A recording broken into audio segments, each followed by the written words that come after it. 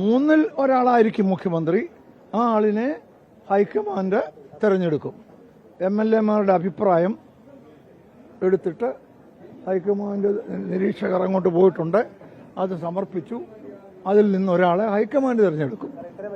ജനങ്ങളുടെ പ്രതിനിധികളാണ് MLA-മാർ, ജനങ്ങളുടെ റെപ്രസെൻറ്റേറ്റീവ്സാണ്.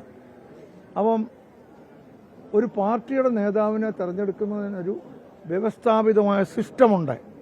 തെരഞ്ഞെടുപ്പ് കഴിഞ്ഞാൽ പിന്നീട് MLA-മാരോട് ജനപ്രതിനിധികളോട് ചോദിക്കുകയല്ലാതെ മറ്റെന്താണ് മാർഗം? നിങ്ങൾ പറയുന്നത് ചാനലുകാരുടെ അഭിപ്രായം വെച്ചെടുക്കണമെന്നാണോ നിങ്ങൾ പറയുന്നത്?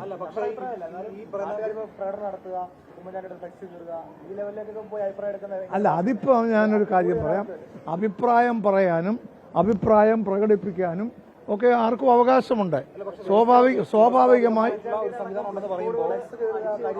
എല്ലാവരും കൂടെ ചോദിക്കാതെ ഒരാൾ അത്തരം കാര്യങ്ങളൊക്കെ ഞാൻ അങ്ങേയറ്റം തെറ്റാണ്. അതായത് ഈ രീതിയിലുള്ള സമ്മർദ്ദ തന്ത്രങ്ങൾ അതൊക്കെ ഉണ്ടല്ലോ, കരിയോലി ഒഴിക്കുന്നതാണെങ്കിലും ഫ്ലക്സ് വെക്കുന്നതാണേലും ഇതെല്ലാം സമ്മർദ്ദ തന്ത്രങ്ങളാണ്. ആ സമ്മർദ്ദ തന്ത്രങ്ങൾ പാടില്ല. സമ്മർദ്ദ തന്ത്രങ്ങൾ കൊണ്ട് മുഖ്യമന്ത്രിയെ തീരുമാനിക്കാൻ കഴിയില്ല. മുഖ്യമന്ത്രിയെ തീരുമാനിക്കുന്നതിന് വ്യവസ്ഥാപിത മാർഗമുണ്ട്. ആ മാർഗം അനുസരിച്ച് മാത്രമേ കോൺഗ്രസ് മുഖ്യമന്ത്രിയെ തെരഞ്ഞെടുക്കുകയുള്ളൂ. അല്ല, അണികളെന്ന് പറഞ്ഞാൽ ജനങ്ങൾ അല്ലേ? കോൺഗ്രസിന്റെ അണികളെന്ന് പറഞ്ഞാൽ കോൺഗ്രസിന്റെ പിന്തുണക്കാരെ, സപ്പോർട്ട് ചെയ്യുന്നവര്, വോട്ട് ചെയ്യുന്നവര്. കോൺഗ്രസ് CPM ഒരു കേഡർ പാർട്ടി അല്ലല്ലോ. അപ്പോൾ അണികൾ എന്ന് പറഞ്ഞാൽ നമ്മൾ ജനാധിപത്യ വിശ്വാസികളായി പിന്തുണച്ചവരൊക്കെയാണ്. അവർക്ക് അവരുടെ സ്വാതന്ത്ര്യമുണ്ട്. പക്ഷെങ്കിൽ അത് പ്രകടിപ്പിക്കാം. പക്ഷേ അത് ഫ്ലക്സ് വെക്കലോ കരിയോല് ഉപയോഗിക്കുകയോ അത്തരത്തിലുള്ള പ്രവർത്തനമാകുമ്പോൾ അത് പ്രതിഷേധാർഹമാണ്. അതിൽ നിന്ന് എല്ലാവരും പിന്മാറണം.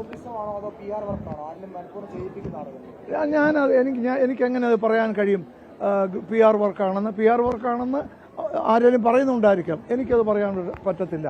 ഗ്രൂപ്പിസം ഒന്നും പറയാൻ പറ്റത്തില്ല. ജനങ്ങൾ ആരെങ്കിലും അവരുടെ അഭിപ്രായം പറയുന്നു, അത് സ്വാഭാവികമാണ്. അത് ഞാനും ചോദിക്കട്ടെ, ഈ ഏഷ്യാനെറ്റിന്റെ പ്രതിയോട് ചോദിക്കട്ടെ, ജനങ്ങൾ ഭൂരിപക്ഷം VD സതീശനെ വോട്ട് ചെയ്യുന്ന എവിടാ പറഞ്ഞിരിക്കുന്നത്? എവിടാ പറഞ്ഞിരിക്കുന്നത്? ജനങ്ങൾ വോട്ട് ചെയ്തത് കോൺഗ്രസ് UDF നിയോഗിച്ച സ്ഥാനാർത്ഥികൾക്കാണ് എന്ന് പറഞ്ഞാൽ UDF-ലാണ് ആ വോട്ടുകൾ ചെയ്തിരിക്കുന്നത്. അതിനകത്ത് ജനങ്ങളുടെ പ്രതിനിധികളെ അയക്കുന്നത് എന്തിനാണ്? ജനങ്ങൾക്കെല്ലാവർക്കും കൂടെ വന്ന് അഭിപ്രായം പറയാനൊരു വേദിയില്ല, അതിന് സ്ഥലമില്ല. അപ്പോൾ ഒരു 1.5 കോടി ആളുകളെ കൊണ്ടുവരേണ്ടി വരും. അതിനാണ് ജനങ്ങളുടെ പ്രതിനിധികളെ തിരഞ്ഞെടുക്കുന്നത്. ആ ജനങ്ങളുടെ പ്രതിനിധികൾ, റെപ്രസെൻറ്റേറ്റീവ്സ് പറയുന്നതാണ് ജനാഭിലാഷവും ജനാഭിപ്രായവും. അങ്ങനെയാണ് ഇന്ത്യയുടെ ചരിത്രത്തിലും എല്ലാ ജനാധിപത്യ രാജ്യങ്ങളിലും അങ്ങനെയാണ്. നമ്മൾ പാർലമെന്റിലേക്ക് തെരഞ്ഞെടുക്കുന്നു. പാർലമെന്റിൽ ബില്ല് പാസ്സാക്കുമ്പോൾ MP-മാർ പറയുന്നതാണ് ജനാഭിപ്രായം. ഇവിടെ MLA-മാർ പറയുന്നതാണ് ജനാഭിപ്രായം. മറ്റൊരു ജനാഭിപ്രായം കുറെ പേർ മുദ്രാവാക്യം വിളിച്ചതുകൊണ്ടോ, ചില ചാനലുകൾ പിന്തുണച്ചതുകൊണ്ടോ, കുറെ സോഷ്യൽ മീഡിയ പറഞ്ഞതുകൊണ്ടോ അതൊന്നും ജനാഭിപ്രായമായിട്ട് എടുക്കാം. അതും അഭിപ്രായമാണെന്ന് പറയാം, ജനാഭിപ്രായം എന്ന് പറയാൻ പറ്റത്തില്ല. ഇന്ത്യൻ നാഷണൽ കോൺഗ്രസ് ഇപ്പൊ തന്നെ 4 സ്റ്റേറ്റുകൾ ഭരിക്കുന്നുണ്ട്. ഇന്ത്യൻ നാഷണൽ കോൺഗ്രസിന് എത്രയോ തെരഞ്ഞെടുപ്പുകളെ നേരിട്ടുള്ള പരിചയമുണ്ട്. ഇപ്പൊ 2 ഉപതെരഞ്ഞെടുപ്പോ അതല്ല, എത്ര തെരഞ്ഞെടുപ്പ് വന്നാലും അതിനെ നേരിടാനുള്ള കഴിവ് ഇന്ത്യൻ നാഷണൽ കോൺഗ്രസിനുണ്ട്. ഇപ്പൊ ഇവിടെ തന്നെ 10 വർഷം പ്രതിപക്ഷത്തിരുന്നതിന് ശേഷമാണ് ഈ തെരഞ്ഞെടുപ്പിനെ നേരിട്ടത്. അതിനെ നേരിടാൻ ഇന്ത്യൻ നാഷണൽ കോൺഗ്രസിന് കഴിഞ്ഞില്ല. അപ്പോഴേ ഉപതെരഞ്ഞെടുപ്പൊന്നും അല്ലതിന്. ഉപതെരഞ്ഞെടുപ്പ് ഉണ്ടോ ഇല്ലയോ എന്നുള്ളതല്ല പ്രശ്നം.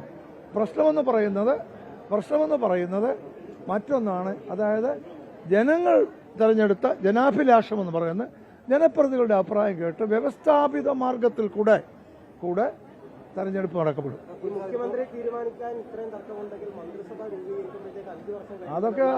അതൊക്കെ എന്താ പറയുന്നത്, ഊഹാപോഹമാണ്. അതൊക്കെ വല്ലാത്ത എന്താ പറയുക, ഈ താങ്കളുടെ ഊഹത്തിൽ നിന്നുണ്ടാകുന്ന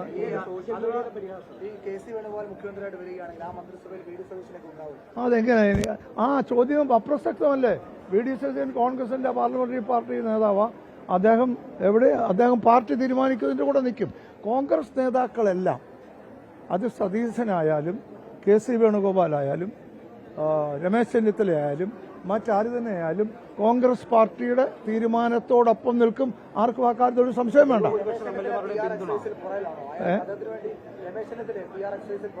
അതെ, ഞാൻ ഈ PR എക്സസൈസ് ഒന്നും പഠിച്ചില്ല. ആരാ മുമ്പിൽ ആരാ പുറകിലെന്ന് പറയാൻ ഞാൻ പഠിച്ചില്ല. നിങ്ങൾക്കറിയാം, നിങ്ങൾ പറഞ്ഞാൽ മതിയോ? അല്ല, അതിനകത്തൊരു കാര്യം, ആ പിന്തുണ ഷീറ്റ് വന്നത് യാഥാർത്ഥ്യമല്ല എന്ന് ശ്രീ മുകുൾ വാസനിക്ക് തന്നെ പറഞ്ഞിട്ടുണ്ട്.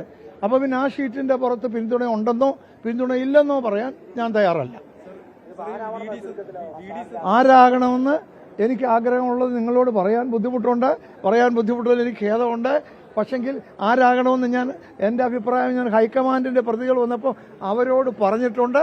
ആ അഭിപ്രായം കൂടെ പറഞ്ഞെടുത്ത് അവർ തിരഞ്ഞെടുക്കും. അതെ, അത് ജനങ്ങൾ ഞാനൊരു പ്രത്യേക ആളിന് വേണ്ടി പറഞ്ഞിട്ടുണ്ടെന്ന് പൊതുവിൽ പറഞ്ഞിട്ടില്ല. ഞാൻ ഹൈക്കമാൻഡ് ആളുകളോട് നേതാക്കന്മാരോട് പറഞ്ഞിട്ടുണ്ട് എൻ്റെ ആഗ്രഹം എന്താണ്. അത് 2 ദിവസത്തേക്ക് പോകും, ഒരു സംശയവുമില്ല, നീളത്തില്ല. അതൊക്കെ ആർക്കും ആരുടെയും ചിത്രം വിടാമല്ലോ, ആരുടെയും ചിത്രം വിടാമല്ലോ, അതിലൊരു കാര്യമൊന്നുമില്ല.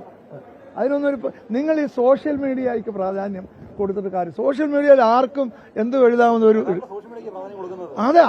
അതിപ്പോ നിങ്ങളിപ്പോ ചാനലുകാർ വന്നപ്പോ ഞാൻ ഇത്രയും സമയം തന്നില്ലയോ എന്ന് പറഞ്ഞ പോലെ ജനാധിപത്യത്തിൽ അഭിപ്രായം പറയാനും കേൾക്കാനും അവസരമുണ്ട്. അല്ലല്ല, അതിനകത്ത് ഒരു പ്രത്യേക മുദ്രാവാക്യം ശരിയാണോ തെറ്റായെന്ന് പറയുവാൻ ഞാൻ ആളല്ല. ഓരോരുത്തർക്കും ഇഷ്ടമായ തുടങ്ങിയോ ഓരോരുത്തർക്കും ഇഷ്ടമായ മുദ്രാവാക്യം അവർ വിളിക്കുന്നു, അത്രയേ ഉള്ളൂ. Okay, thank you.